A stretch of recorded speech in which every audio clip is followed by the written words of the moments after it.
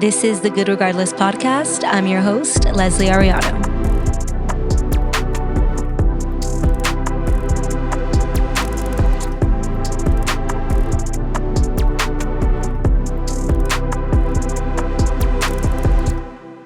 What is up, Good Regardless fam? Welcome back to the podcast. I'm your host, Leslie Ariano. But today, we got a special guest. I'm so excited to have Kenny on the podcast. Kenny, welcome to Good Regardless. Oh, man, it's an honor. I'm so excited to be doing this. Seeing you record these episodes and do this podcast, I think is the coolest thing ever. Oh, thank you. And so I'm just honored to be a guest on here. I'm excited to have some fun and conversation. I'm so excited. And honestly, this is also a very special episode because you guys can't see, but for the first time ever, we actually have like a live audience going on right now. We also have Alyssa, who you guys can't see, but is Kenny's amazing, wonderful, amazing, beautiful wife. Amen. She is just... I can't even, I can go on and on about Alyssa, but, she's in the building too. So if you guys hear any laughs or, you know what that's about. But I'm super excited to have you on today, Kenny. Obviously, you are a fellow just brother in Christ, a creative, a theologian, and, just to see the way that you've just been moving in terms of, all the young adult stuff that is going on with freedom. I just really wanted to get you on the podcast because I know that you have like so much wisdom to share. And I know there's just so much that, I want to learn from you. So I'm just really very thankful to have you on the podcast. It's been an honor to just see you guys do what you do with freedom and with the kids and the young adults. It's just been such a blessing to my life. Oh, man. Like straight up, like even just the way everything kind of came about, like you guys don't even know how much you guys have influenced us. So I'm just super excited to have you on. But yeah, I guess just first things first, I just want to hear a little bit about, what you do at Freedom and kind of all about that. Yeah, so I am on staff at Freedom Church here in Los Angeles, California.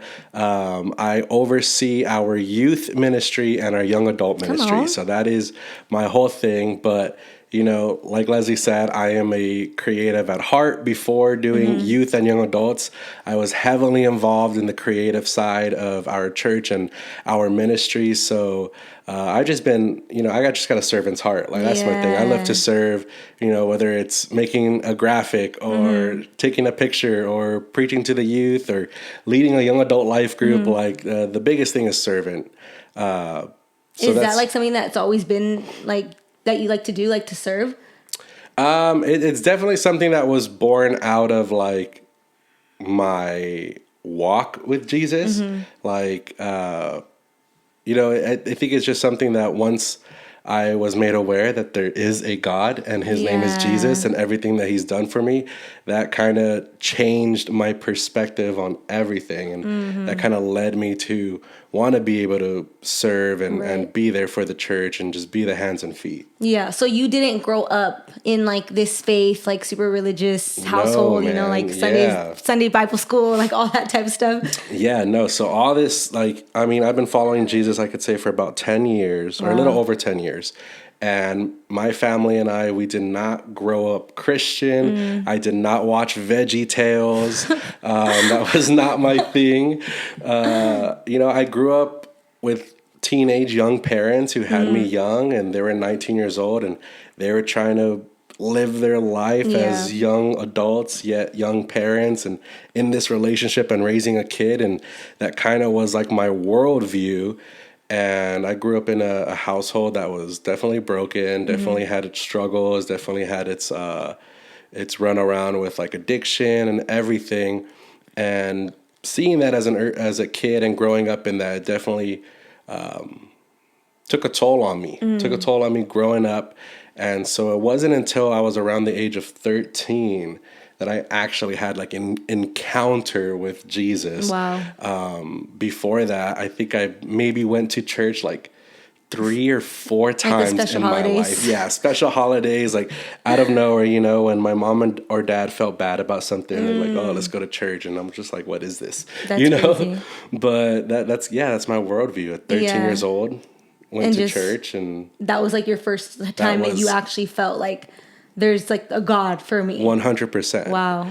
But was that like, so from that point on, did you have like a whole time before you like really dedicated your life to the Lord, or like how was that, like where was the first time that the testimony really started for you, where you were like, okay, I'm giving my life? Because I think like honestly for the same vibe as you, like I was reading one of my notebooks the other day and I would talk about like the Lord, and I was like, this was like maybe like 6 years ago. So like I always had this concept too of God, and like, you know, that there's a God out there for me. But it wasn't until recently that I was like, you know what, I'm actually gonna give my life to the Lord and, you know, do it in that format, you know, with that actual relationship. So what was that like for you? Because I think sometimes people can kind of get that confused, like loving God versus actually like giving your life 100%. and like, you know, there's following Jesus. Yeah, there's a huge difference between just believing in Jesus and then when you actually follow Jesus. And so at the age of 13, like I said, my family, we went through a tough patch. My parents had split, and I grew up in a household where I saw them break up all the time, and that was just a reality of the world I lived in. But this time it was really bad, and you know, there was no hope. I did not think that they were going to get back together. My dad was a struggling alcoholic, and he left the house. He, you know, got kicked out, and it was a messy situation. Then out of nowhere, out of the blue, my dad had gotten invited to a Christian retreat by his stepbrother. Stepbrother heard what's going on. He's like, man, I just got to reach out. And I remember him just taking off and going, and we didn't see him that weekend. And he comes back and he's like, oh, come over. So we went over to where he was staying, me and my little brother.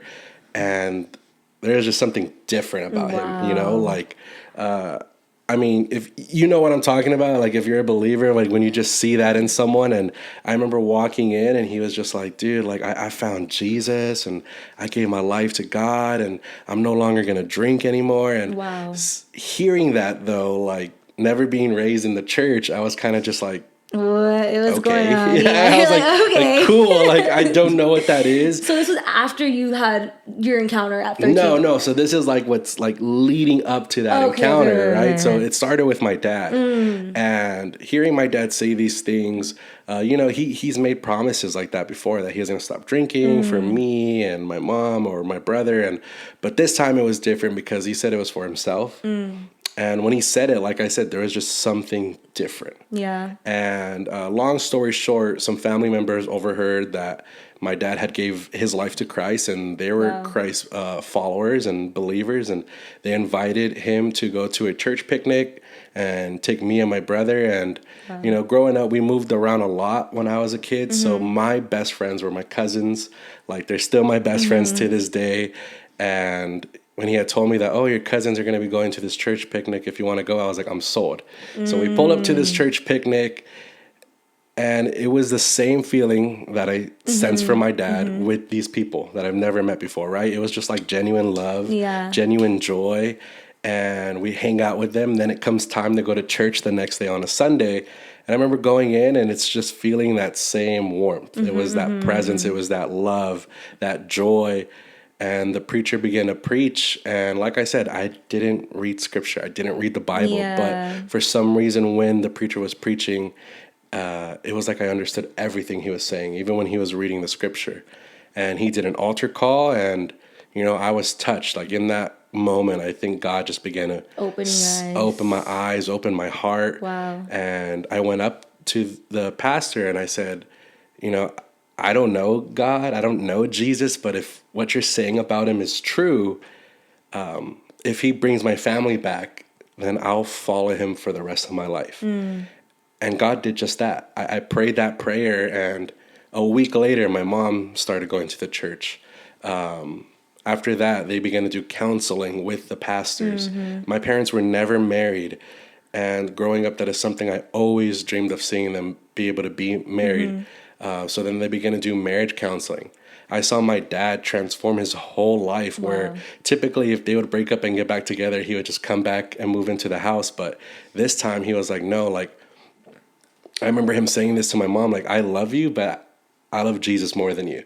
And so if I'm going to come back in, I'm not going to come back into the house unless you're my wife. Oh my gosh. So I got to see my dad just make that bold statement, propose to my mom, them still continue marriage counseling, and then a month later they get married. And so being able to witness that, I mean, rocked my world. And that prayer that I prayed, it was like God was like, okay, if this is what you're asking for, I'm going to show up and show you. So you know that I've always been here with you.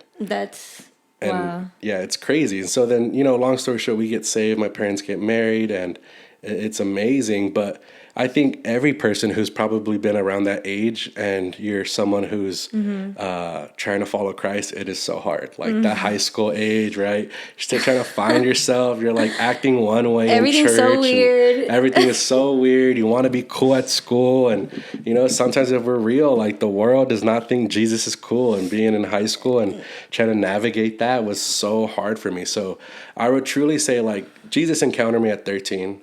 So now even, whatever happens in my life, I can't deny that he exists. Right. But it wasn't until I was around the age of like 19, 18, where I had just graduated high school, where it was like real for me. Like it was like, okay, this is more than just reading stories about what this God did for me. Right. Now it's actually time to like start living it out. Yeah. And I think it's like that wisdom, like when you start to mature, it's like, I think in the beginning, you're almost like a baby when you start walking with God. Yeah. So he just gives you so much. And I relate so much to that because I feel like there's so many things in my life that I did, even when I knew about God, that is just like completely not okay, but like I still felt that he was there and that he loved me. And it wasn't until like it clicked for me too, that I was like, okay, now it's time to like walk in my obedience. But like so much of what you're saying, like I resonate with, because I feel like our stories are really similar. Like I grew up also, my parents got pregnant when they were like 16, 17. Yeah. My dad also struggled with addiction. So I also saw him like in so many different ways get like the clean, like he got sober. Yeah. So like when you see that, you like, you can't deny like, okay, there is a God. There is, I don't know why I'm over here getting all emotional already. Like, this is not happening. Not today. Not today. Okay. So, but what I was saying is, hearing you say that, like it hits so much, because I think for a lot of people, like, especially like right now where I'm at, like a lot of friends in my life may be like, oh my gosh, she's so like, she be talking about Jesus way too much. It's too much, and like for some people, but when you see like the people around you get transformed and you see like the way that God moved in their life, it's like, how can you deny that? And 100%. Like hearing your story about like your dad, like that was such a, like, it's the way it's designed is so crazy, because if it wasn't for that, like you wouldn't be here right now following the Lord. Definitely. You know what I'm saying? So it's the same thing. Like if I wouldn't have experienced that with like my dad and seeing him get clean and like being a part of that, like I wouldn't be here right now talking about this stuff, So I just think like it's such a testament to like how God really does turn around everything and he makes it for the better, like even when we think like, why is this my circumstance or why is this my life? Like there really is just a bigger plan behind it all. So that's crazy. I feel like we also relate a lot too, because we kind of have similar stories in like what we used to do back then in terms of like what our profession was. Oh yeah. I don't know if that's something that. Do you want to get into that? I'm down. So we both used to work in the cannabis industry. Yep. Come on. And when you told me that you worked in the cannabis industry, I was like, oh, that's so crazy. Like, like I used to work in the cannabis industry too. But you left that to basically follow the Lord, and you decided like, you know what, like this probably isn't the industry that I'm supposed to be in. Yeah.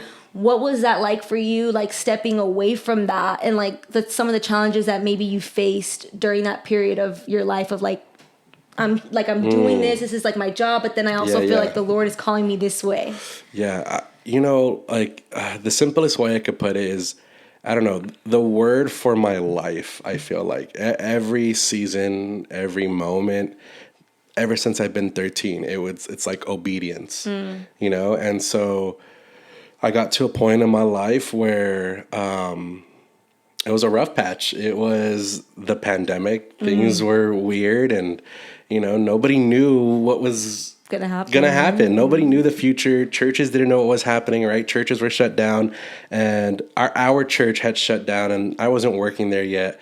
But there were some things that it was honestly just an immaturity at that time, and I got church hurt that stemmed from me being immature, and I had walked away for a little bit. And that decision ultimately was probably one of the things I regret the most, because that's what led me to everything else. That's what led me to falling back into, an addiction with like smoking weed, and then that leading into working in the cannabis industry, because that was the only thing open. The cannabis industry is wild, honestly. It was the only thing open during the thriving. It was thriving. Yeah. Everybody got that stimmy. Yeah, everybody was going there. It was killer. No, it was really essential workers. Yeah, literally. So, I got the opportunity, I guess you could say, to be a creative director for a cannabis company, and working in that and dealing with my own my issues and the pain that I had.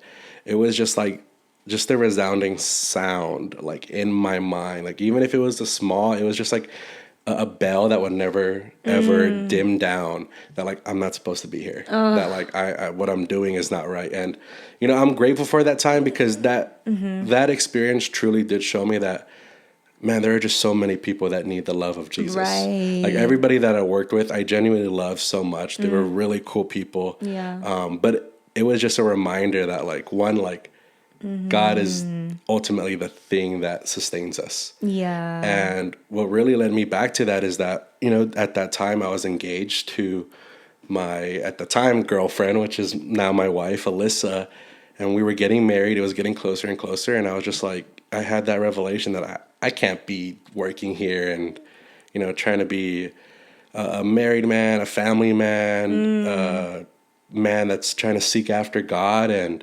so it was like God's timing. I mean, I know that's a cheesy thing to say, but like, I feel like God puts everything at the right moments. And so when I was trying to find a way out, it just so happened at the same time, Freedom began to open up their doors again, have outdoor services.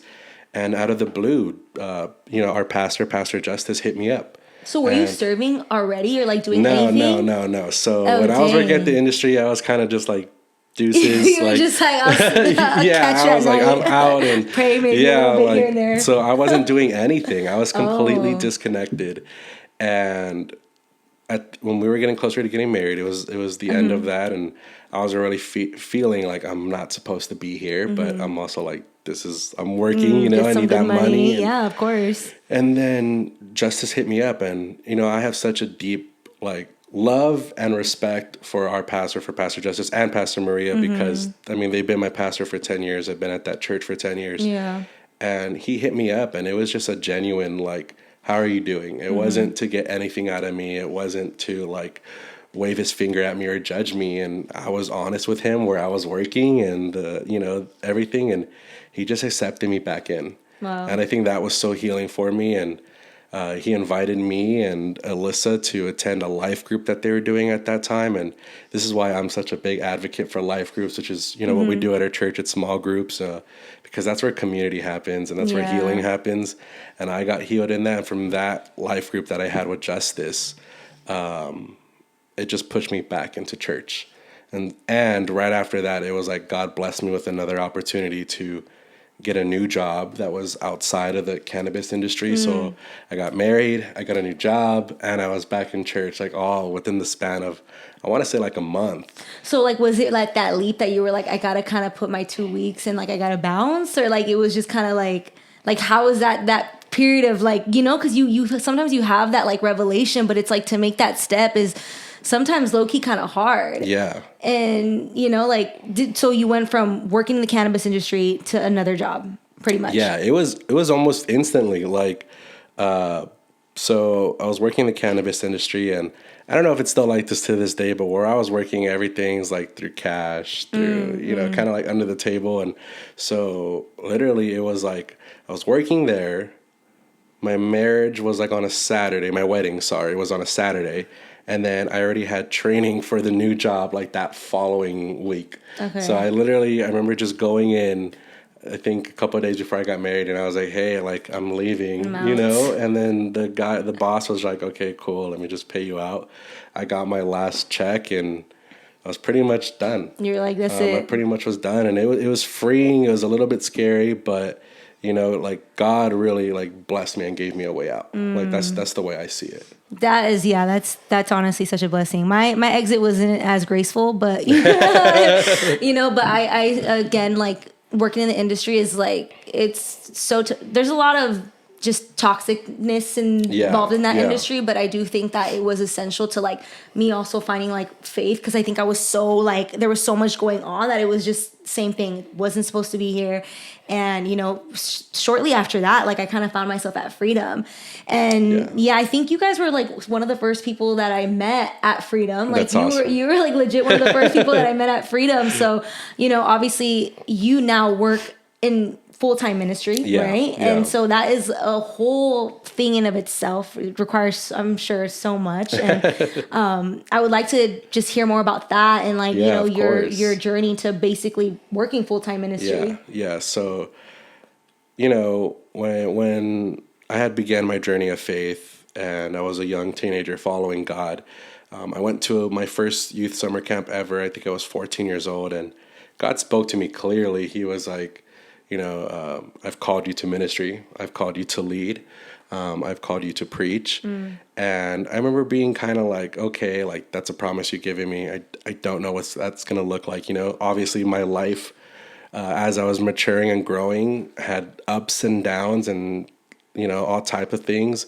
But it got to a point where that new job that I had gotten right after I got married, I was a temp, I was a newbie, and they had layoffs. So because I was a newbie, I was, one of the first ones to go. Yeah.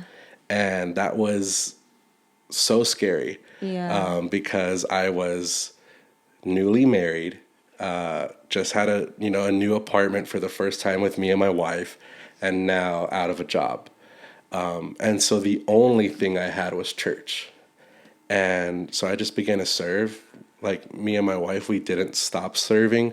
We continued to volunteer. And at the time I was serving on creative, and our pastors really had a heart to start a young adults ministry. Prior to COVID, they had one that was awesome. That's where me and my wife met, and it was amazing. But after the pandemic, they had to close it. But once they were open, they're like, no, it's in our hearts to start one again. And so that started off with the young adults retreat they did. And I was just honored to be selected as one of the leaders to help volunteer and run the retreat. And then from there, our pastor was like, okay, we have to start something after this retreat. There's like so much momentum. And I think it was, it was God ordained, but it was also like, I'm available, in this time. And so I remember just reaching out and be like, hey, like, what do I have to do for you to trust me and for me to be able to lead this thing and just lead it as a volunteer. And so my job essentially started off as just volunteering.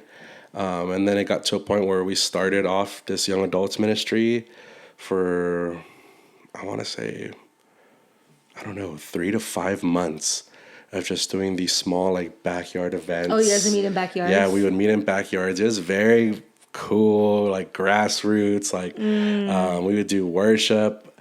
I drove a little 2-door Toyota Beater and would pack like, I don't know how, I would pack like 100 chairs in that little 2-door car and a keyboard and speakers and all these things, and meet in different backyards throughout the San Fernando Valley, all of just volunteering. I was blessed enough to have unemployment at that time, so we were taken care of in a sense like that.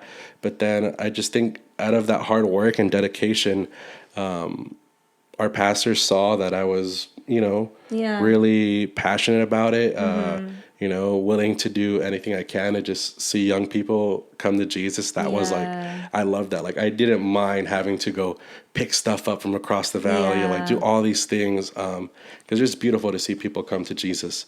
And from that, 5 months in from doing that, they offered me kind of like a part-time job to do young adults. And then shortly after that, they added on creative to my title.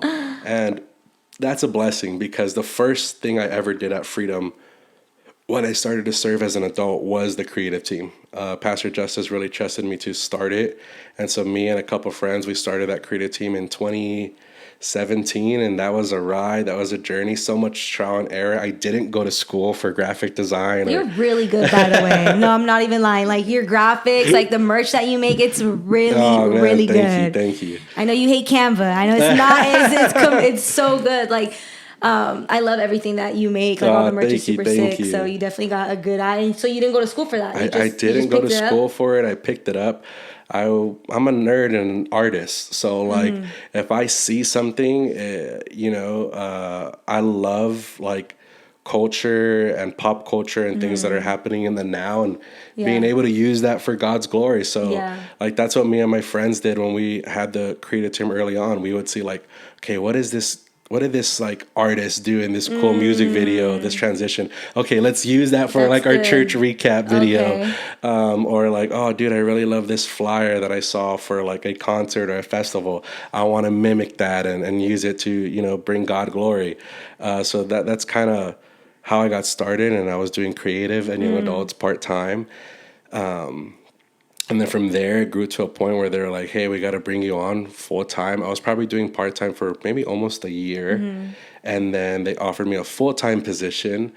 And listen, as someone who's been over a year full time in staff, like I think the biggest thing if you ever want to grow in your ministry is learning to submit and trust your leaders, because the way they offered me a full-time job was like, we love you, but right now I don't think we could sustain just having you oversee one area.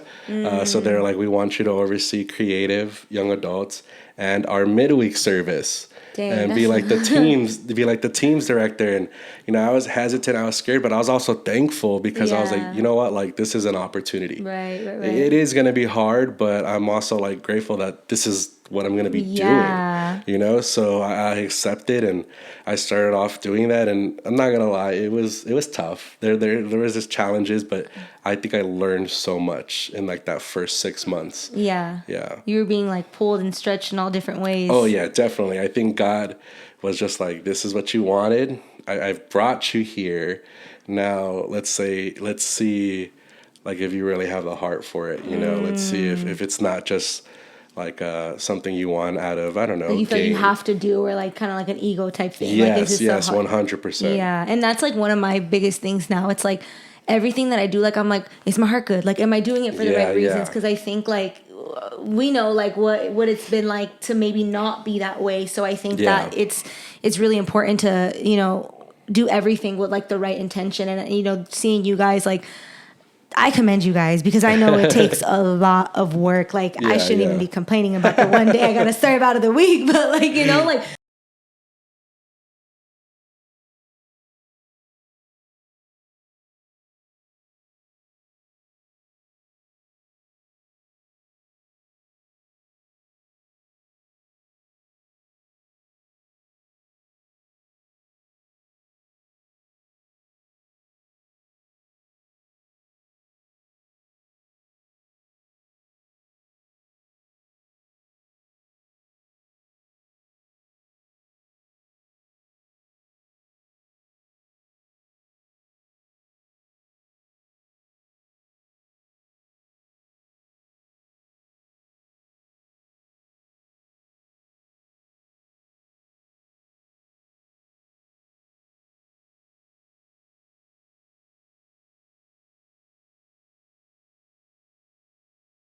So you have all these different events going on with the young adults, which I absolutely love. Like, I grew up going to a Catholic church, and, I didn't really have like a space where I fit in. So when I first came to Freedom and I saw the flyer for like the backyard stuff and all these things, I was like, this is really cool, and I love the fact that you even mentioned like meshing it with the things of now, obviously it's something that's still fun, and like, you're bringing in what is currently happening, but also like attracting people at the same time, because it feels like, okay, this feels like a place that's comfortable.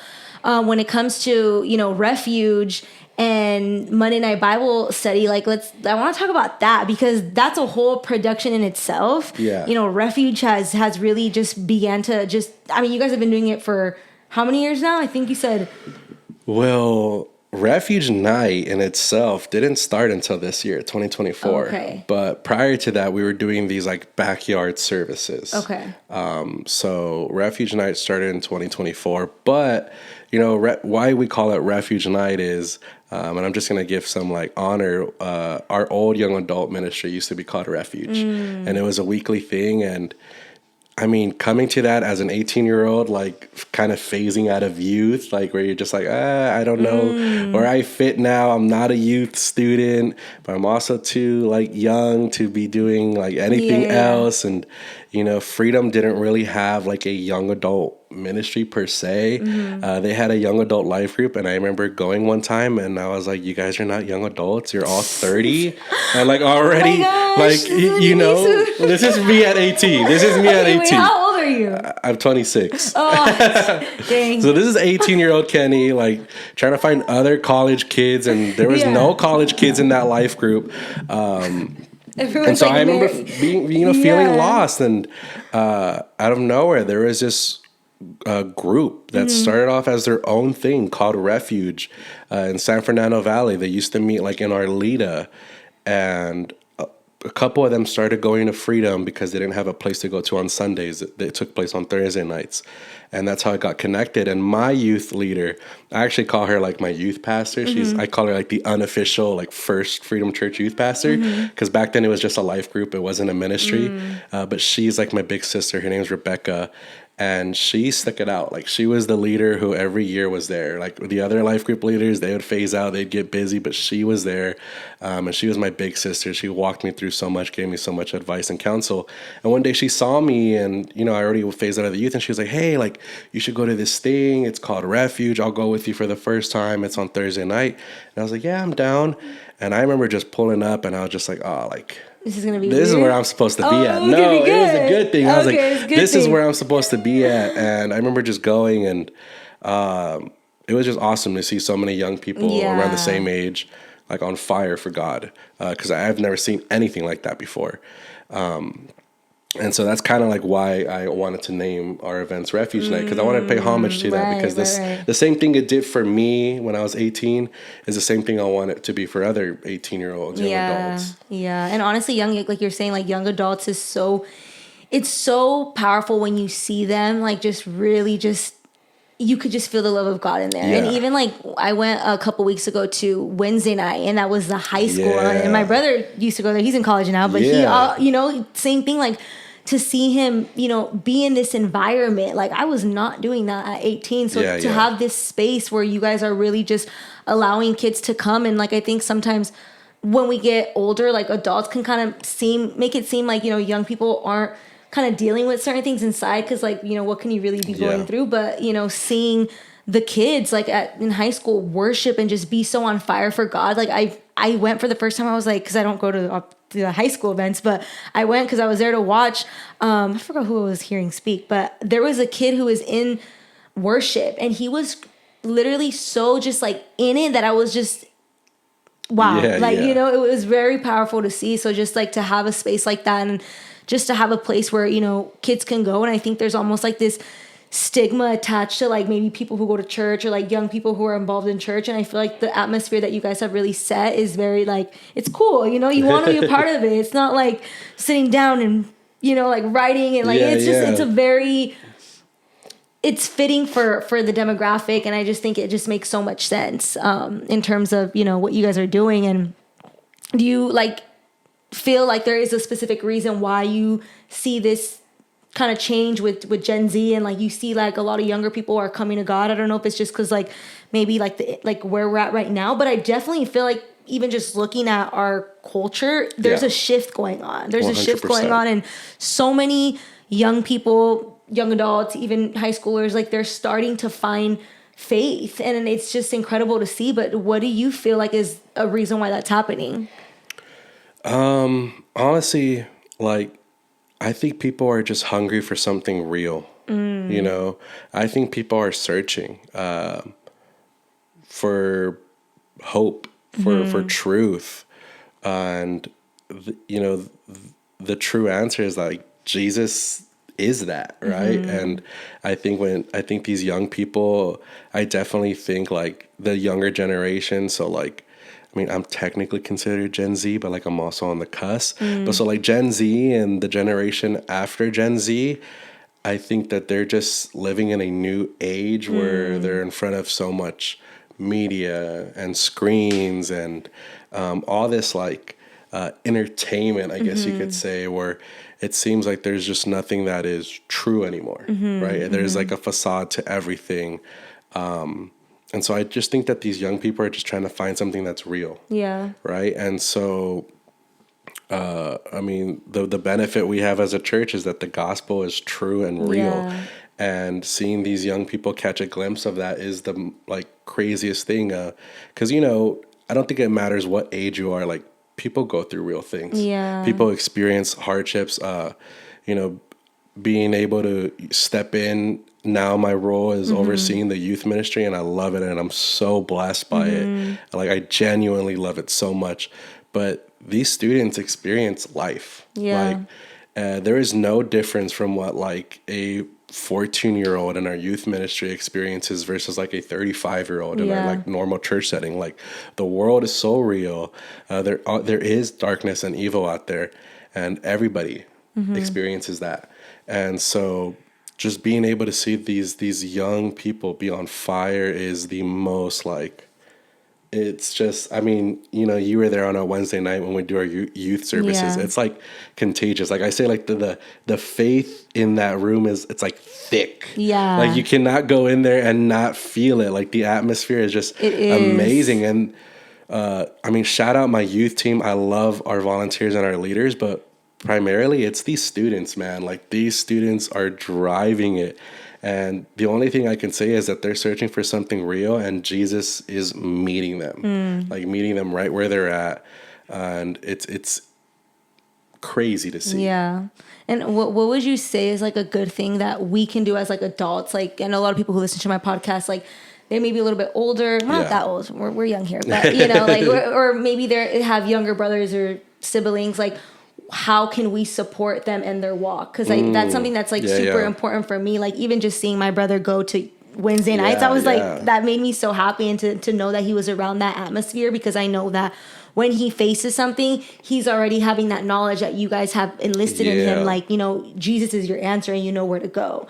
But what's something that like we can kind of do to support the young people in our life that are searching, and, you know, just they need help? Yeah. So I think sometimes in church spaces, we can fall into the like habit of making students or students ministry kind of like a second hand or like a second lower level like ministry or whatever it is. I think the truth of the matter is just like plugging in your students, whether it's your sibling, whether it's your own children, into the space that the church is there for them. Because it's so important. Like, you know, the driving factor of why all these young events, next gen events are working is because it's the community. It's the network these young people are forming. And the best way to support is just take them. You know, maybe at first they don't want to go, entice them. I don't know, go with them. Like, that's why we do free food at youth. Like, you know, some people like free food, and that helps. And so it's honestly just any little thing. The best way to support is just bring them to the youth events. Yeah. Like, if you go to your church, find out who your youth pastor is, partner up with them. Show up for them, because that is the next generation. Yeah. And they're so hungry for Jesus, even if they think they're too cool. The moment they have an encounter, that changes everything. It's so wild. You know? And you talk about encounter too. And when we did the camp last year, so you guys did the retreat, which was what was the name of the retreat though? It was the Revival. What was it? What was the name of the retreat? It was blinking, Revival. That was the theme. It was this year. It was this year. Okay. Yeah, it was beginning of 2024. So it should be coming up again soon, pretty much. Hopefully. But I do want to talk about that, because when you guys were like promoting the retreat, first of all, that retreat was so amazing. It was like the best thing I've ever been a part of. You know, insane. It was so incredibly good. And I remember like when you guys were gearing up to start, like, you know, all the promo and stuff for going to the retreat, like one of the things that really stuck out to me that you said was like, oh, if you want to have an encounter with like the living God, if you want to have an encounter with Jesus, like come to the retreat. And I was like, what, you know, what is this about? You know, because this is still like my beginnings of like my walk with God. But like truly, like when I went up on that mountain, it really was like the manifestation presence of God. Like while we were worshiping, I truly have never felt anything like that. And I came down that mountain, like, it took me a couple of days to really come out of that, because it was just his essence. And I've never experienced anything like that before. So I just, you know, you guys planned that. So I want to like hear about like just you even planning that and then kind of seeing it full circle to like just witnessing kind of what took place. Because that was a whole thing in and of itself. I was awesome. Blown away. Well, you know, we got the privilege to not do it by ourselves. We partnered up with 2 churches that are awesome. Light San Diego, Jesus Culture San Diego. Shout out to Pastor Zach Curry, Pastor Benji Horning. These guys are amazing. And it was like us 3 churches planning this thing together. And we all kind of came to the same idea or theme that God was speaking to all our young adult ministries, and that's revival. Like these young people are on fire. They're leaving their old life of sin behind, and they're truly being transformed by Jesus. And so that was the theme. And planning it with the team, this is my first time planning a retreat like this and an event like this. So I remember being nervous, but the one thing I kept telling my team was, we're doing this because there is an actual like encounter that's going to happen with people. And the truth be told, like in our young adults ministry, there are so many new church comers, like people who have never been to church before. So it got a little tough in trying to get them to buy in, but it was the practicality, you know, like I said earlier. And there's just something special about retreats. Like it's even biblical. We see it with Jesus, right? Every single time before he made a big decision or even after he did a miracle or anything, he would retreat and have alone time with God. And that's why I'm such a big believer in retreats. You know, God called me to ministry at a youth summer camp, at a retreat away. And I think there is, like I said, something biblical about getting out of your comfort zone, getting out of the comfort of your bed, of your city, of your friends, your family, and just going on a mountain and seeking God. Moses did it. Jesus did it. You know, so many figures in the Bible did it.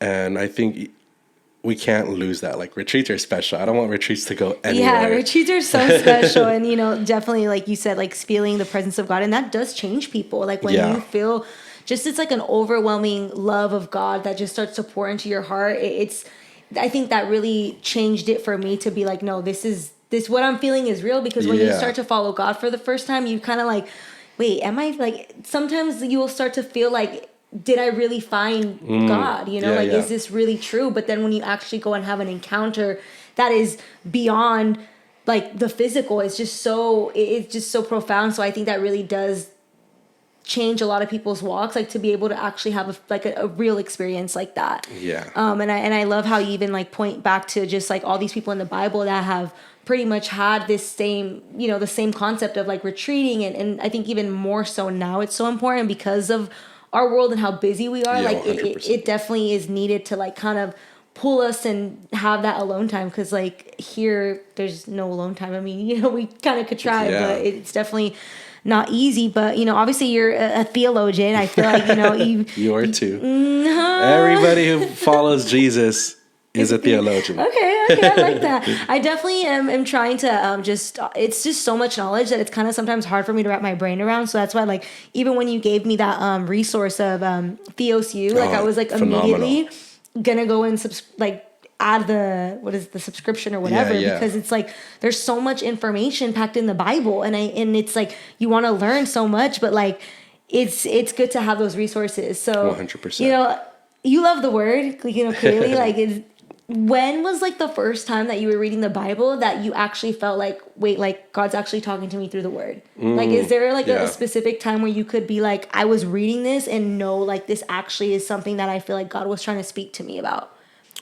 I honestly think it goes back to that first summer that when I was 13. Like I said, God revealed to himself in scripture through that sermon that I heard. And after that, I remember having a conversation with that pastor, and I told him, and I was like, I think God's like, obviously I didn't know at that time, and I didn't go to a youth summer camp yet to have God confirm it any, but I remember telling him, like, I think God's like calling me to do what you do, you know? And then he just encouraged me to be like, okay, then you have to like read the Bible. I remember he gave me a Bible that I still have to this day. I love it. And that summer, that first summer, I was out of school, so there's no distractions, and I just read the entire Bible, like from the front to the back. Front to back. No like way. I remember nerding out, geeking out, Googling everything, and I think that was the first time that the Lord began to like really, really speak to me through the text and just open my heart to have a genuine love for it. Like I am someone who like truly believes the Bible is the authoritative word of God. Like the Bible is like our measuring stick of what is true, in this world. The Bible is our way to understand God's character, God's word, the way he acts, why he does things, and just everything. It even tells us who we are. So I definitely think that first summer, and even leading up to another memory I think of is leading up to me leading the young adults. I remember being so like nervous to give my first sermon at like our first like event that we were having, and I remember reading the book of Romans and just falling in love with it. Romans is probably my favorite book in the Bible. That book means so much to me, and I actually have a scripture. Yeah, that I want to share from Romans. A lot of the people who listen to the podcast, I'm sure there's people who are like further along in their faith journey, but this is also like a podcast where we're kind of like going through this together. So what is the book of Romans about? And like, let's read your favorite scripture. Why I think the book of Romans is so fire is because it's written by the Apostle Paul, who was a legend, right? And I don't know, I just relate so much to Paul's story because he was someone who was not for Christ and had his life radically changed by Jesus. And so he went on to arguably probably be the greatest pastor, teacher of the church since Jesus. And so and I love Romans because I feel like Romans was his like magnum opus. Like it was like, I have to write this book because the Church of Rome, they're going through a tough time. They're in a popping city. It's basically like Rome is like New York or LA. Like so many cultures intertwined in their city, so many different things going on.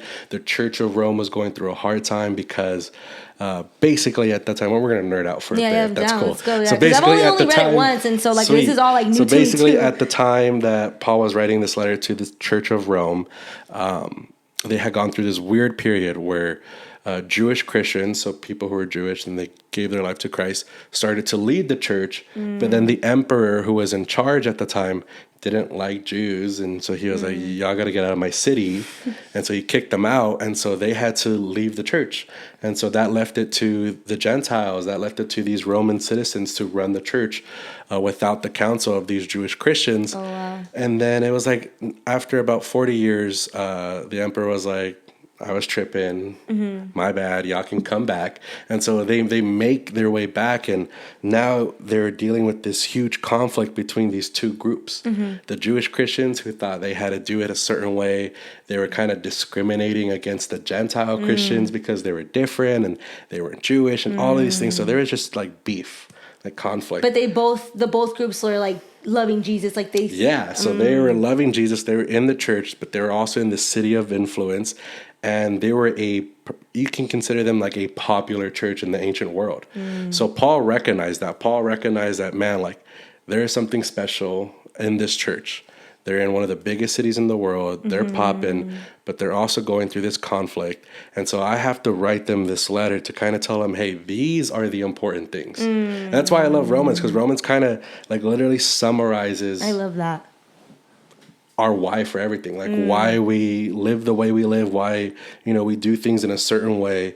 And that's why I think Romans is so fire, because it's literally like Paul was like, I have to put everything in this one letter to this church to let them know, hey, all the things you're fighting about, all the things you're worrying about, let me simplify for you what's important. And I feel like that's what the book of Romans is. And so one of my favorite scriptures is in Romans 10, and it's in verse 11, or we're going to start at verse 10. Romans 10:10. So it says, "For with the heart a person believes, resulting in righteousness, and with the mouth he confesses, resulting in salvation." And then it continues in verse 11. "For the scripture says, whoever believes in him will not be put to shame." Verse 12. "For there is no distinction between Jew and Greek." Right? So he's talking about the beef that they were having. "For the same Lord is Lord of all, abounding in riches for all who call on him." And then 13 is the best part. "For everyone who calls on the name of the Lord will be saved." Yeah, I love that. I love that scripture. This is from the NASB version. So this is a new Bible I got. Shout out Pastor Larry. It was a gift. But I love that little passage because he's basically saying like, dude, like everything that we could go through in life, maybe even arguments that we have with each other, like the most important thing is that if we have a heart who believes in Jesus, and because we believe in him, we live a righteous lifestyle. Doesn't mean that we're perfect, but that means that we're transformed by his grace. And we confess and recognize that we're going to be saved. Yeah. And that is the gospel. That is the good news, right? That like Jesus and all his power and his mercy died for you and me, died for everybody watching this podcast. Yeah. And he has grace for all of us. Our mistakes have been paid because of him and his righteous work. And now through that, we're like transformed in his image. Yeah. And I think that's such a beautiful thing to have in our hearts, because I think that there's sometimes like you can have conflicts for maybe someone who doesn't feel the same convictions as you do, or maybe you know there's so many things that can cause people to have like this division, but like you even bringing that up in Romans is like, no, it's a reminder that God really looks at our heart. Yeah. And like that is just, you know, even today I was reading Samuel and it talks about how like pretty much like they didn't want to pick David because like David wasn't even, you know, dude, like Samuel is crazy. Samuel's crazy. Samuel's crazy. I always say this all the time. We did Samuel with the youth students through the summer, and I say this all the time. Like if they turn the book of Samuel, First and Second Samuel, into like a soap opera, or like a Netflix drama, or like a Telemundo like novella, that would be so like good. that, it would be juicy. No, like literally, even the very beginning, like homegirl can't get pregnant, and then it's like, dude, the war, and then all these things. It is a crazy, it's so crazy, story. And it's just like you fall in love with the Bible because you read all these stories, and it just, I think like it really speaks to the heart, you know. It speaks to the heart, and you know, I think that it's just such an important. It's the most important book to read, you know. It is, and like I think it's definitely. I don't know, like, I think before I read the Bible, like, low-key, I was, like, kind of, like, scared of opening the Bible because I felt like, I don't know what I'm going to read here that's going to reveal something about myself. Like, I was low-key kind of scared, and I feel like a lot of people might be feeling the same way, but, like, I don't know if, like, reading the Bible from front to back might be the best, is it the best way for, like, for someone who's reading the Bible for the first time, or, like, do you think there's a right or wrong way, or, like... I think the wrong way to read the Bible is like that person that's just like, okay, this is what I'm reading. Jeremiah 28. You don't even know what the book of Jeremiah is about, right? How are you just going to jump in midway through the book? Right, context. Context is everything in the Bible. It's everything in life. Context is so important. But I usually like prescribe to new people when they're like, how do I get started? I tell them you cannot go wrong with the Gospels, right? The Gospels is the story of our Lord and Savior. Like those are the most important books we could ever read. Matthew, Mark, John, and Luke. I specifically like to throw out John to new believers because it's 21 chapters. It's not too long. You can read a chapter a day, and it's literally like the highlights of Jesus's ministry. And so that's usually where I like to throw out to people. If people have been reading it, maybe you're like, dude, like I read John 4 times already. I'm ready for something else. I really encourage people to read the New Testament first. The New Testament is awesome. The New Testament is really like about the church and about Jesus and the establishment of the church. And then I feel like maybe if you read through the New Testament, then you can get into the Old Testament. Because the Old Testament can be very... Like, if you don't read it without any context, like, they're telling you can't eat this. You're telling you got a circumcision. They're telling you, like... and it's like, wait, what's going on? You know, it's a little confusing. And, like, 100%. I think that can be, like... I think people get it just kind of so raw, like kind of like they just don't know, you know, like they're reading it. It's like, well, but it says in the Bible that you have to do this, you know, so like in terms of like the stuff that's in the Old Testament versus the New Testament, can you like kind of clear up a little bit about that, like why we're like low key like now allowed to eat like pork and like shrimp and like stuff like that, like I mean, obviously, do you believe like kind of like everybody has their own convictions in terms of like whether or not they want to? Yeah, I think the Holy Spirit, it works in that way. I think what's beautiful is that like everybody is unique in their own right. You know, everybody has their own convictions, and you should live by your convictions, but you also shouldn't put your convictions on others. Right? Like the Holy Spirit speaks things to people individually. Yeah, that's true. But like the distinctions with the Old Testament and New Testament. So the Old Testament, why they had so many like rules and regulations, you could say, is because we have to remember that like the Israelites were slaves for a long time. So they were in a paganistic government and country in Egypt, and they were, susceptible to all of these things, all of these practices that the Egyptians practice. And so then out of nowhere, right, God shows up on the scene through Moses, and they're freed, and now they're these freed slaves who have been slaves for generations. Like the generations that God enslaved, they already died. So all these people are slaves, and they leave their home. They leave Egypt, which what they knew was their home, and now they're in a desert. And I mean, they don't know how to function as a society. They've been slaves their whole lives. Yeah. And so I think that's why we see the establishment of all these like Leviticus and Numbers and all these things. And it's because God was trying to like kind of take the slave mentality, like unlearn it in their brain. And a lot of the practices they did is because God wanted them to be set apart from every other nation in the ancient world, right? Every other nation was paganistic. They did all these crazy things. And God was like, you are called to be set apart. And the reason why I'm with you, the reason why I'm giving you these rules and I'm leading you is because your forefather, your ancestor, Abraham, was my boy. Like Abraham was faithful. And because Abraham was faithful, I'm going to be faithful to keep my promise with him. And I think that's the distinction between the Old Testament and the New Testament. Is the Old Testament was the Israelites having to learn not to be slaves, learn to establish a kingdom of their own, a country of their own. And we see them go through trial and error. And it's honestly a love story. It's just a reflection of the human nature, right? We still go through this day. We still fall short. We still make mistakes. And so the New Testament is the fulfillment of what took place in the Old Testament, right? So like every law that was in the Old Testament, Jesus fulfilled. Yeah. And so with now, his sacrifice, exactly. And so now that Jesus fulfilled the law, people are no longer condemned by the law. And we have to remember that like Jewish people, right? They were set apart. They are the chosen people of God. And so that's why they do, a lot of them, right, they practice differently in the New Testament, and that was a big conflict we see in the early church. These Jewish Christians and Gentile Christians kind of like conflicting because their way they were brought up was different. Right. And I think with Jesus fulfilling the law, that now made room for like even you and I, right? We're not Jewish, so if we lived back then, like we wouldn't be kind of considered the holy people. Right. When Jesus died on the cross, he made access to God for everybody. Yeah. Okay.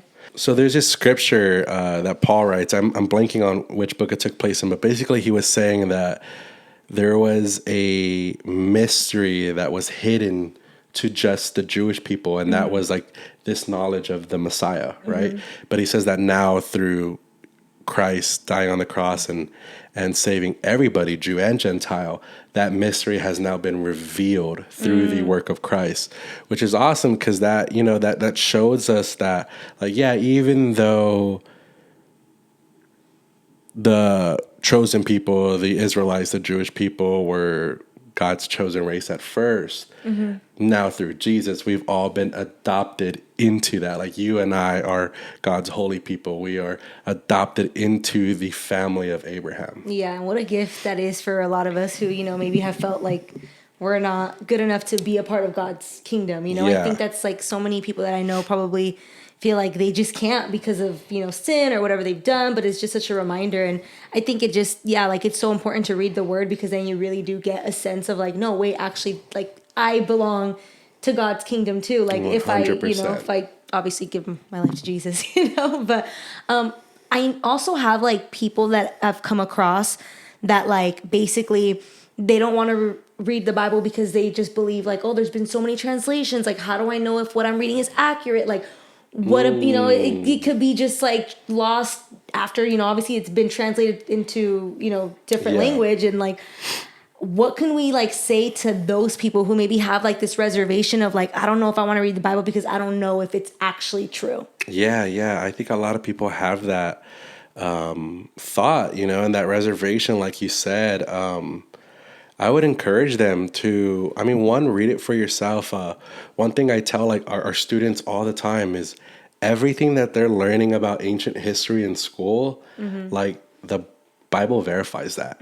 Like, I think it's in middle school or early high school, like freshman year, you learn about ancient civilizations and you learn about ancient Mesopotamia. Oh, yeah. Like, that's a place that's talked about in the Bible. Like Abraham was a Mesopotamian. And so I think people forget that the Bible lines up with human history. And the Bible is super accurate in the details of when historical events occurred and took place. Talking about ancient Rome and Pontius Pilate and all these different people, if you look at historical records, are proven to be real. And in terms of people's hesitations because of all these different translations, I think to kind of debunk that, you have to understand how translations come to be. So like this Bible that I have here is the New American Standard Bible. And when they wrote this translation, it wasn't like one guy who thought he was super smart. No, it was like a council, a board of theologians, of people who have doctorates in ancient language and ancient civilizations, and pastors and other like Christian philosophers who came together and looked at the ancient manuscripts in order to translate the Bible. So we're talking about people who are like professionals. And it wasn't even that they all just agreed upon how to write this translation. No, they like had debates over it. They're constantly reviewing it. Like this one got updated in 2020, right? So this is the New American Standard Bible 2020 edition. So I think that's something that's actually proves the Bible's validity even more, because it's something that people take with such an importance that they're always willing to go back and comb through it. And that whole process is like, where do you get it from? And how come, then why is there so many translations? I think the heart behind all the translations is that people want the Bible to be accessible for all types of people. Yeah. People understand things differently. And so when we look at the translations, there is like you can consider it like a spectrum. There is a spectrum of translations. On one side of the spectrum, it's like word for word translation. So like this one, the New American Standard Bible, it's word for word. So it maybe can be a little dense. Maybe it's like, really like straightforward. And what that means is word for word is that the translators who wrote this tried their best to keep the original words as hard as possible. Now that's not, like we can't necessarily do that, right? Because Greek and Hebrew is different than English. Like there are just words that mean different things. But they tried the hardest to be able to like add it up to be the exact match. Then on the other side of the spectrum, you have what's called thought for thought. And so that's where you get like the Message Bible. Now, a lot of people like to bash the Message Bible. Dude, that translation is awesome because it's thought for thought. So it's paraphrasing, but it's getting the original intention. Okay, I like that. I like that you even explained that, because like I bought like 3 different Bibles. At first I had good. Like the first one I was like, okay, but then I'm like, wait, is this the right translation? Should I buy another one? Like, And now I'm like, okay, like what you're saying, like the thought for thought, like that makes sense because like the essence of what it's trying to say. So like I'll grab my like NLT Bible and it's so easy for me to read it. So I just feel like it hits different because it's like, it just makes sense, you know, versus like when I grab my, like, I still like to read like my New King James Version Bible. Yeah. But it's just a little bit like I really gotta like, sometimes I gotta go back and forth because it's just like, you know? That's honestly like the best practice. A awesome professor, Bible college professor told me that like he really recommends like reading through 4 Bibles. Like when you're doing your own personal study, have like 4 different translations that are across the spectrum so that you could compare because it is cool to see like, oh, like why did they decide to have this word and then this one had this meaning? And so it really crafts like the message in a beautiful way while still all those different translations don't lose the intention and the meaning, you know? So you mentioned NLT, that's like one of the translations that's right in the middle. So NLT, NIV, one of my personal favorites, CSB, those are like right in the middle between word for word and thought for thought. And I like those, you know, those are probably the most popular ones like NIV, NLT. You like what'd you say? CSB. CSB. So CSB. What's that? That one is Christian Standard Bible. Okay. I like that one just more for like a novelty. That's the first version that I ever read. That's my first Bible. But like even that one, it used to be called Holman Christian Standard Bible. Then in 2017, they revised it and they dropped the H and now it's CSB. So I think it's just so cool that there is such an importance behind the Bible that people are constantly reviewing it. Yeah. You know, with love, with reverence. And so people who have those reservations, one thing you have to understand is that the Bible has the most ancient copies, ancient manuscripts than any other ancient literature that exists. Wow. And so even the New Testament itself, right, there are way more copies that exist during just the ancient times itself that were produced in under 100 years than any other famous ancient literature. So like for my philosophy nerds out there who like Plato or Aristotle, you know, and you read their works, their copies took hundreds of years to make. After the original one. And there's only a little bit amount. Okay. The New Testament has I want to say like over 1,000 copies that were taking place in under 100 years. Wow, that's like, so like for people to understand, that's like if someone were to write something and then in 100 years they make 1,000 copies. Yeah. Versus like, you know, obviously you see Plato and all these books, you're like, oh, it must be, you know, super accurate because it's like, you know, but that does, it makes sense to hear it that way. And the like how accurate all the copies are for just the New Testament itself is 99.5% accurate. That's so like crazy. The only thing that's different is like a grammatical thing. Like it's like how in American English the color gray is spelled different than like, you know, like British English. Yeah. Like, you know, it's an A or an E. Like they're not really big things. And so it's incredible when you look at that. And I always want to challenge those people like, dude, like do the research to see how history lines up with the Bible. You know, one thing is that the Bible is not a science book. So if you try to like solve scientific problems with the Bible, you're probably going to be let down because that's not its intention. But we see real history that is in this Bible that we learn about today in schools and everywhere else. Yeah, and then it's like one of the things that I really love about the Bible, because it's like you can be going through so many things and the Bible really just it helps you understand like your purpose, why you're here, and also understand like who created us, you know, which is obviously like the most important part. I do want to ask you one final very, very deep, serious question. If you could be any apostle or any person in the Bible, which one do you think that you would be? Oh man, if I could be any person in the Bible. Dang, that's a hard one. You know, like it's like I don't want to sound like that I think I'm super cool if I were to say Apostle Paul, but I don't know. I really like man, that's hard. I don't know. I like to think of myself as like maybe like Timothy.